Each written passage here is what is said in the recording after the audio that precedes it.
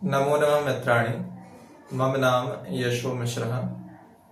वयम् अद्य संस्कृत व्याकरणं पठामः। आज संस्कृत व्याकरण में हम अपने नीट पीए पाठ्यक्रम का पाणिनि माहेश्वर सूत्र ये पहला टॉपिक देखेंगे।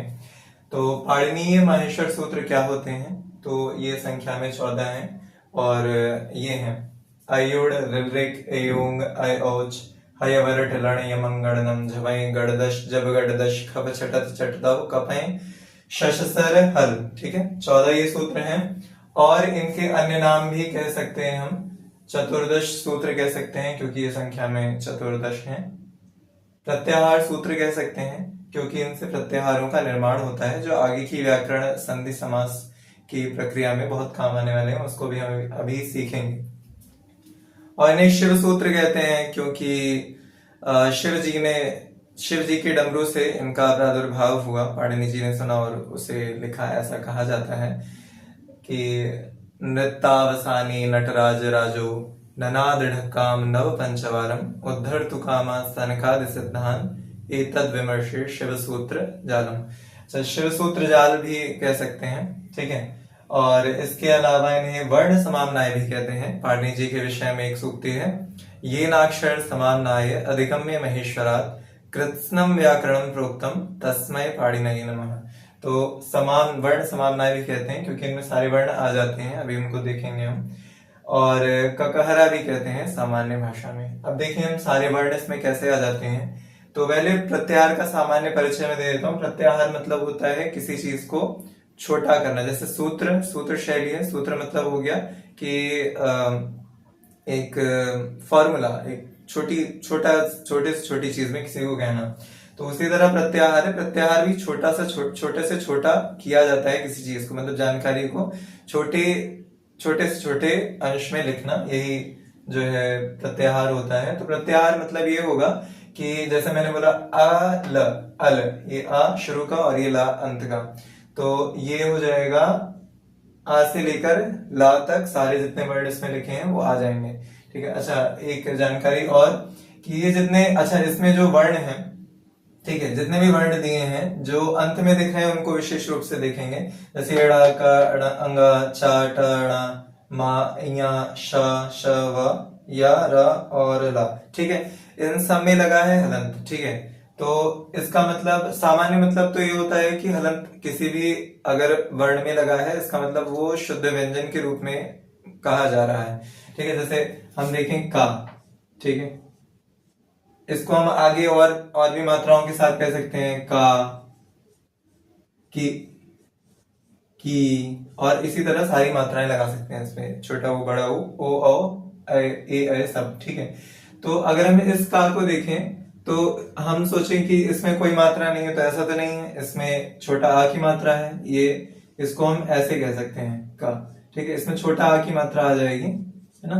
तो ये हल लगने का मतलब हो गया, इससे हमने एक भी व्यंजन का अंश जो था वो हटा दिया, यानी कि ये शुद्ध व्यंजन है, इसको पढ़ा जाएगा क ऐसे। ठीक है, मतलब बिना स्वर के पढ़ा जाएगा। ठीक है, तो ये हो गया शुद्ध व्यंजन, ये इसका सामान्य अर्थ हो गया हलंत का। लेकिन यहाँ पाणिनीय माहेश्वर सूत्रों में इस हल का इन सारे अंतिम हल वर्णों को हम कहेंगे इत संज्ञक। ठीक है, इनकी इत संज्ञा होगी। इत संज्ञा का मतलब है उनका आगे लोप होगा, मतलब उन्हें हटा दिया जाएगा। मतलब ये जो अंतिम हल वर्ण है ये इत संज्ञक है और ये इन माहेश्वर सूत्रों में नहीं आते हैं। ठीक है, तो हमें इन्हें माहेश्वर सूत्रों में इनकी गणना नहीं करेंगे। और उसके अलावा एक और महत्वपूर्ण चीज है, मैंने कहा जैसे आ और ला, शुरू की आ से अंत ला तक अल। ठीक है, तो अल को हम कहते हैं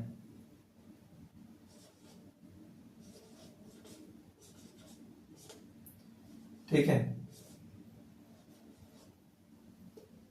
अल। अल से हम क्या समझेंगे? अल से हम समझेंगे सभी वर्ण। ठीक है, सभी वर्ण, ये आ से लेकर ला तक, इसमें संस्कृत के सारे वर्ण आ जाएंगे। ठीक है, और दूसरी एक और जरूरी चीज इसमें देखने वाली है, आ से च तक।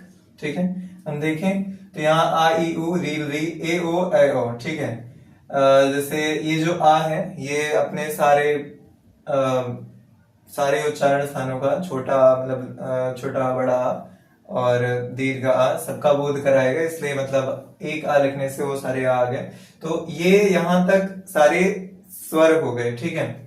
तो आ से च तक तो हम लिखेंगे अच, ठीक है, इनमें हम अच लिख देते हैं, ठीक। अच क्या हो गए, स्वर हो गए, तो अच को स्वर लिख देते हैं। इसके बाद देखें हा से ला तक हल हो गए, तो हम दूसरा हल लिख देते हैं,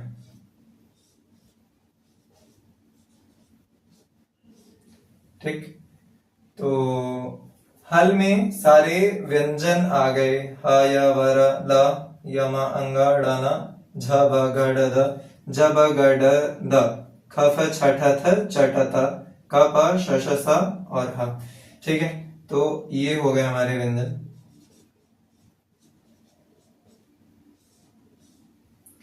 ठीक है। ये इसका सामान्य परिचय था पाणिनीय माहेश्वर सूत्रों का। इसमें इससे अधिक अभी के लिए तो बहुत कुछ जरूरी नहीं है। इनके नाम हो गए, प्रत्याहार क्या होते हैं, संज्ञक वर्ण क्या है, इसमें स्वर और व्यंजन किसे कहते हैं। अच से हम स्वर को कहेंगे, हल से व्यंजन को कहेंगे, अल मतलब सारे वर्ण हो गए, ठीक है। आगे और भी प्रत्याहार बनाना सीखेंगे। संस्कृत में 42 प्रत्याहार कहे गए हैं, कुछ कुछ आचार्य 43 भी मानते हैं, तो वो सारे पढ़ना आवश्यक नहीं है, बट जो कुछ प्रत्याहार है जो जरूरी है उन पर हम चर्चा कर लेंगे। और अभी के लिए मैं इतना कहूंगा कि ये सारे 14 के 14 माहेश्वर सूत्र अगर कोई आप नए हैं और सीख रहे हैं तो इनको कंठस्थ कर लें, इनको बार बार आवृत्ति करके आप याद कर लें।